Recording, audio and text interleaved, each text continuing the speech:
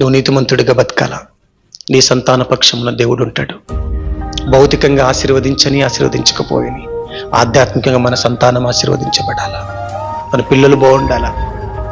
కాబట్టి అబ్రహాం కొడుకుని దేవుడు కాపాడా లేదా? అబ్రహాం కొడుకు పక్షాన ఉన్నాడా లేదా?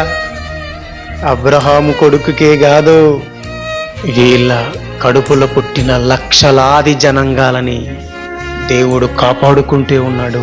వాళ్ళ మీద ఆయన కన్ను వేసుకొనే ఉన్నాడు. ఆయన కనుసైగల క్రిందనే ఇశ్రాయేలీయులు బతుకుతున్నారు, అబ్రహాం సంతానం బతుకుతుంది. మాలో లాజిక్ చెప్తున్నాను, మనము నీతిమంతులమైతే ఏం జరగబోతుందో భవిష్యత్తులో, మన సంతానానికి ఏం లభ్యం కాబోతుందో.